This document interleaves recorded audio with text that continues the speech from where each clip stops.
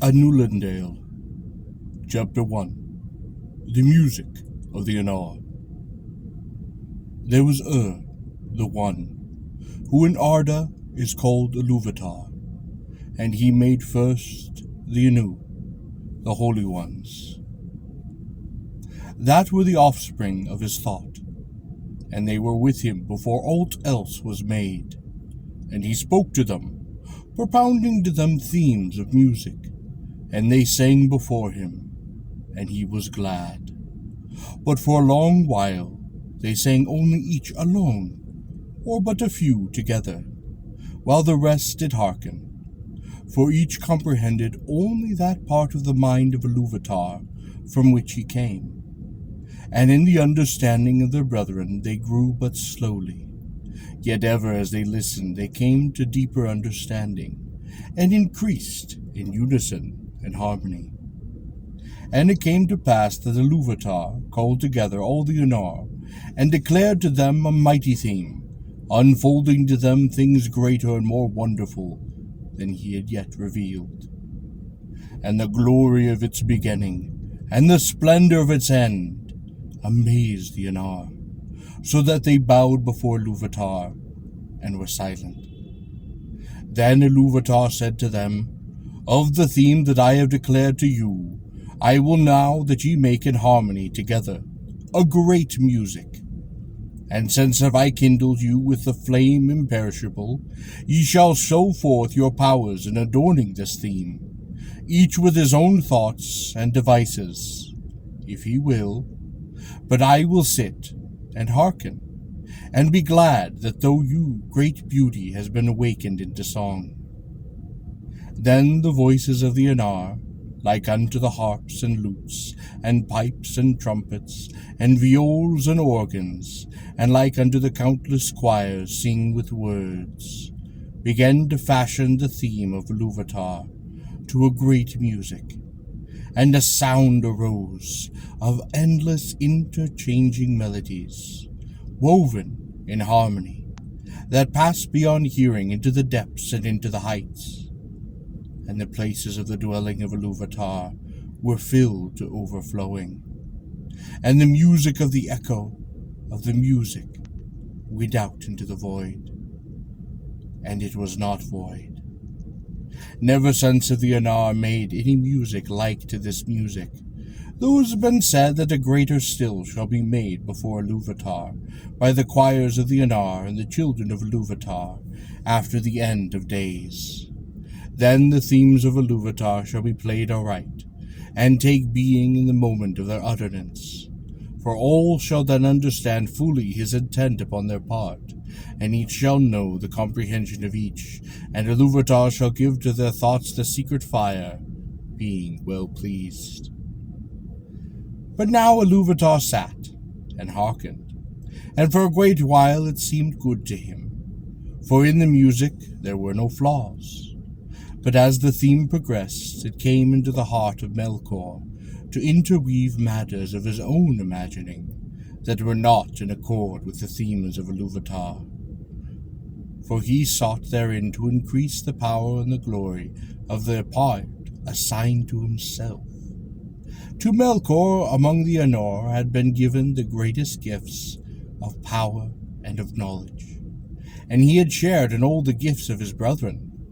He had gone often alone into the void places, seeking the imperishable flame, for desire grew hot within him to bring into being things of his own, and it seemed to him that Iluvatar took no thought for the void, and he was impatient of its emptiness.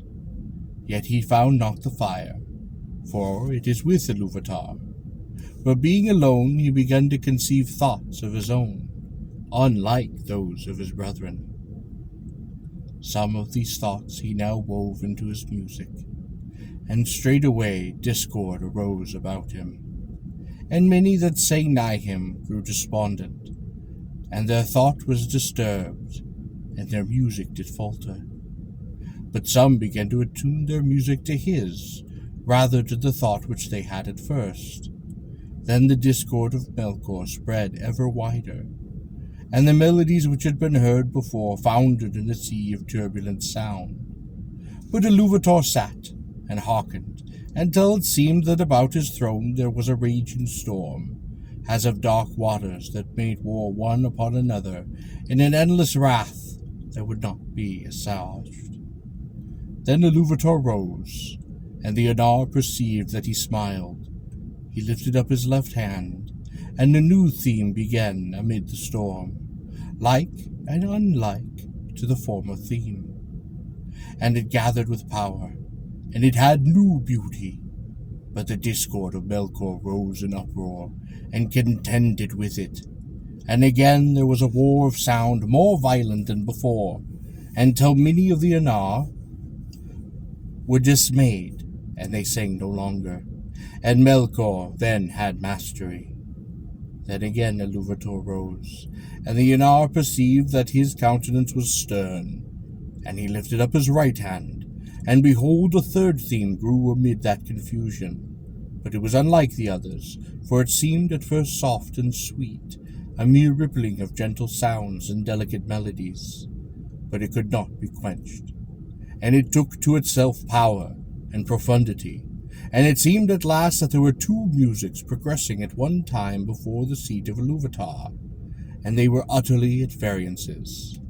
The one was deep and wide and beautiful, but slow and blended with an immeasurable sorrow, from which its beauty chiefly came. The other had now achieved a unity of its own, but it was loud and vain, and endlessly repeated. It had very little harmony, but rather a clamorous unison, as of the many trumpets braying upon a few notes, and it essayed to drown the other music by the very violence of its voice. But it seemed that its most triumphant notes were taken by the other, and woven into its own solemn pattern. In the midst of the strife, wherein the walls of Iluvatar shook, and a tremor ran out in the silences yet unmoved, Iluvatar rose a third time, and his face was terrible to behold. Then he raised up both of his hands, and in one chord, deeper than the very abyss, higher than the firmament, perceiving as the light of the eye of Iluvatar, all music ceased. Iluvatar then spoke, and he said, "Mighty are the Ainur, and mightiest among them is Melkor. But that he may know, and all the Ainur, that I am Iluvatar, those things that ye have sung, I will show them forth, that ye may see what ye have done. And thou, Melkor, shalt see that no theme may be played that hath not its utterest source in me. Nor can any alter my music in my despite.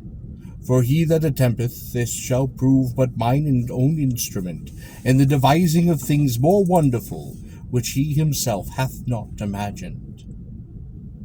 The Ainur were afraid. They did not yet comprehend the words that were said to them, and Melkor was filled with shame, of which came a secret anger. But Iluvatar rose in splendor, and he went forth from the fire regions that he had made of the Ainur, and the Ainur did follow him. And when they were come into the void, Iluvatar said to them, "Behold your music." And he showed to them the vision, giving to them sight, where before was only hearing. They saw a new world made visible before them, and it was globed amid the void, and it was sustained therein, but was not of it. And as they looked and wondered, this world began to unfold its history, and it seemed to them that it lived and it grew, and the Ainur had gazed for a while and were silent. And Iluvatar said again, "Behold your music. This is your minstress, and each of you shall find contained herein, amid the design that I set before you, all those things which it may seem that he himself devised or added. And thou, Melkor, wilt discover all the secret thoughts of thy mind, and wilt perceive that they are but a part of the whole, and a tributary to its glory." This and many other things Iluvatar spake to the Ainur at that time, and because of their memory of his words, and the knowledge that each has of the music that he himself made, The Ainur knew much of what was, what is, and what is to come, and few things are unseen by them. Yet some things there are that they themselves cannot see, neither alone nor taking counsel together, for to none but himself has Iluvatar revealed all that he has in store. And in every age there come forth things that are new, and have no foretelling, for they do not proceed from the past. And so it was that as this vision of the world was played before them, the Ainur saw that it contained things which they had not thought, and they saw with amazement the coming of the children of Iluvatar, and the habitation that was prepared for them. And they perceived that they themselves in the labor of their music had been busy with the preparation of this dwelling, and yet knew not that it had any purpose beyond its own beauty. For the children of Iluvatar were conceived by him alone, and they came with the third theme, and were not in the theme which Iluvatar propounded in the beginning, and none of the Ainur had part in their making. Therefore, when they beheld them, the more did they love them, being things other than themselves. They were strange and free, wherein they saw the mind of Iluvatar reflected anew. And they learned yet a little more of his wisdom, which otherwise had been hidden even from the Ainur. Now the children of Iluvatar are elves and men, the firstborn and the follower. And amidst all the splendor of the world, its vast halls and spaces, and its wheeling fires, Iluvatar chose a place for their habitation in the deeps of time, and in the midst of the innumerable stars. And this habitation might seem a little thing to those who consider only the majesty of the Ainur, and not their terrible sharpness, as who shall take the whole field of Arda for the foundation of a pillar, and so raise it until the cone of its summit were more bitter than a needle, or who considered only the immeasurable vastness of the world, which still the Ainur are shaping, and not the minute precision to which they shape all things therein. But when the Ainur had beheld this habitation in a vision, and had seen the children of Iluvatar rise therein, then many of the more mighty among them bent all their thought and their desire towards that place. And of these Melkor was the chief. And he, as was in the beginning, the greatest of the Ainur, who took part in the music, and he feigned, even to himself at first, that he had desired to go thither, and order all things for the good of the children of Iluvatar, controlling the turmoils of the heat and the cold that had come to pass through him. But he desired rather to subdue to his will both the elves and men, envying the gifts with which Iluvatar promised to endow them. And he wished himself to have subjects and servants, and to be called Lord, and to be a master over the other wills. But the other Ainur looked upon his habitation set within the vast spaces of the void, which the elves call Arda, the earth, and their hearts rejoiced in that light, and their eyes, beholding many colors, were filled with gladness. But because of the roaring of the sea, they felt a great unquiet. And they observed the winds, and the air, and the matters of which Arda was made, of iron, of stone, and silver, and gold, and many substances. But for all these water the most greatly praised. And it is said by the Arda that in water there lives yet the echo of the music of the Ainur, more than in any substance else that is upon this earth. And many of the children of Iluvatar hearken still, unsated to the voices of the sea, and yet know not for what they listen. Now to water had the Ainur, whom the elves call Umo, turned his thought, and of all the most deeply was he instructed by Iluvatar upon the music. But of the airs and the winds Manwe most had pondered, who is the noblest of the Ainur, and of the fabric of earth had Ulu thought, to whom Iluvatar had given skill and knowledge scarce less than to Melkor. But the delight and the pride of Alu is in the deed of making, and in the things that are made, and neither in possession nor in mastery. Wherefore he gives and hoards not, and is free from care, passing ever on to some new work. And Iluvatar spoke to Unmo, and said, Seest thou not how we here in this little realm in the deep of time, Melkor hath made war upon the province. He hath brought him of bitter cold immoderate, and yet hath not destroyed the beauty of the fountains, nor of the clear pools. Behold the snow, and the cunning work of frost. Melkor hath devised heats, and fire without restraint, and bath not dried up by the desire, nor utterly quench the music of the sea. Behold rather the height and glory of the clouds, and the ever-changing mists, and listen to the fall of rain upon the earth. And in these clouds thou art drawn nearer to Manwë, thy friend, whom thou lovest. Then Ummo answered, Truly, waters become now fairer than my heart imagined. Neither had my secret though conceived the snowflake, nor in all my music was containing the falling of the rain. I will seek Manwë, that he and I may make melodies forever to thy delight. And Manwë and Ummo have from the beginning been allied, and in all things have served most faithfully the purposes of Iluvatar. But even as Ummo spoke, and while the Ainur were yet gazing upon the vision, it was taken away and hidden from their sight. And it seemed to them that in the moment they perceived a new thing, darkness, which they had not known before, except maybe in thought. But they had become enamored of the beauty of the vision, and engrossing in the folding of the world which came there to being, and their minds were filled with it, for the history was incomplete, and the circles of time not fully wrought, when the vision was taken away. And some have said that the vision ceased ere the fulfillment of the dominion of men, and the fading of the firstborn. Wherefore, though the music is over all, the Valar has not seen as with sight the later ages, or the endings of the world. Then there was unrest among the Ainur, but Iluvatar called to them, and said, I know the desire of your minds, that ye have seen should worldly be, and only in your thought, but even as ye yourselves are, and yet other, therefore I say, Yah, let these things be, and I will send forth into the void the flame imperishable, and it shall be at the heart of this world, and the world shall be, and those of you that will may go down into it.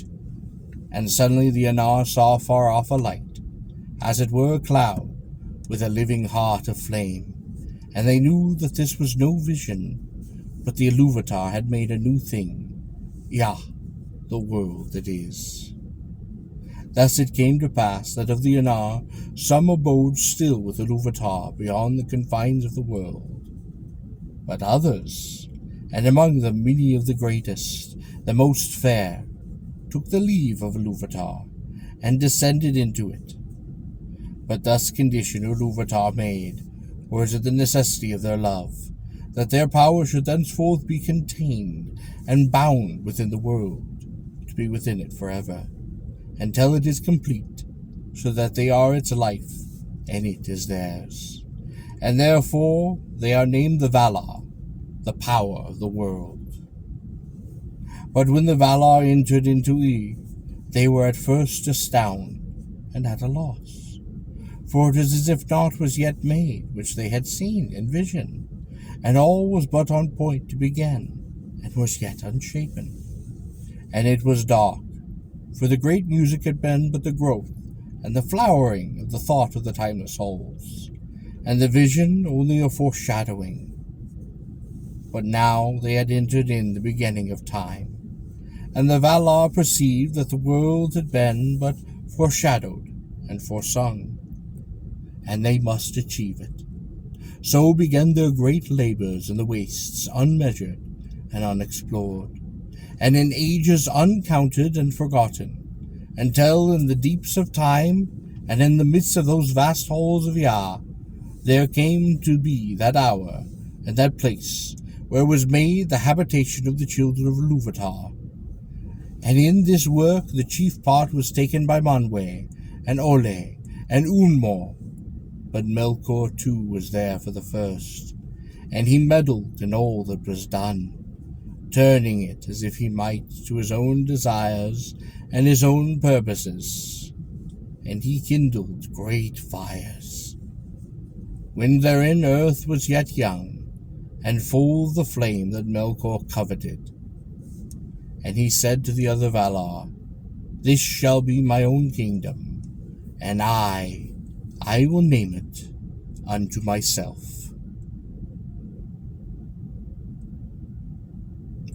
But Manwe was the brother of Melkor, and of the mind of Iluvatar, and he was the chief instrument of the second theme that Iluvatar had raised up against the discord of Melkor. And he called unto himself many spirits, both great and less. And they came down into the fields of Ardar, and aided Manwe, lest Melkor should hinder the fulfillment of their labor forever, and earth should wither ere it flowered. And Manwe said unto Melkor, This kingdom thou shalt not take for thine own wrongfully, for many have labored here no less than thou. And there was strife between Melkor and the other Valar. And for the time Melkor withdrew, and departed to other regions, and did there what he would. But he did, and put the desire of the kingdoms of Arda from his thought. Now the Valar had to themselves shape and hue, and because they were drawn to the world by love of the children of Iluvatar, for whom they hoped, they take shape after that manner which they had beheld in the vision of Iluvatar, save only in majesty and in splendor. Moreover, their shape comes from their knowledge of the visible world, rather than of the world itself, and they need it not, save only as we use raiment, and yet we may be naked, and suffice no loss of our own being. Therefore the Valar may walk, if they will, unclad, and even the Eldar cannot clearly perceive them, though they be present. But when they desire to clothe themselves, the Valar take upon them forms, some as a male and some as a female, for the difference of temper that they had, even from their beginning. But it is but embodied forth in the choice of each, not made by the choice, even as with us male and female may be shown by the raiment, but is not made thereby. But the shapes wherein the great ones array themselves are in all at all times like to the shapes of the kings and the queens of the children of Iluvatar. For at times they may clothe themselves in their own thought, made visible in the forms of majesty and of dread. And the Valar drew unto them many companions, some less, well nigh as great as themselves. And they labored together upon the ordering of the earth and the curbing of the tumults. Then Melkor saw what was done, and that the Valar walked upon earth as powers visible, clad in the raiment of the world. And he were lovely, and they were glorious to see, and blissful, and that the earth was becoming as a garden for their delight, for its turmoils were subdued. His envy then grew, and the greater within him, and he also took visible form, but it because of his mood, and the malice that burned within that form was dark and was terrible. And he descended upon Arda in power and majesty, greater than any other of the Valar, as a mountain that wades in the sea, and has its head above the clouds, and is cloud in ice, and covered in smoke, and in fire. And the light of the eyes of Melkor was like a flame that withers with heat, and perceives with icy, deathly cold. Thus began the first battle of the Valar, with Melkor, for the dominion of Arda, and of those tumults the elves know but very little, for what was here has been declared it came from the Valar themselves, with whom the Ainulindalë spoke in the land of Valinor, and by whom they were instructed. But little would be Valar ever tell of the wars before the coming of the elves. Yet it is told among the Eldar that the Valar endeavored ever, in despite of Melkor, to rule the earth and to prepare it for the coming of the firstborn. And they built lands, and Melkor destroyed them. Valleys they delved, and Melkor raised them up.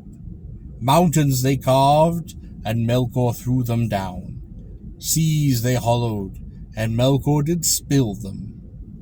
And naught might have peace, or come to lasting growth, for as surely as the labor was not all in vain.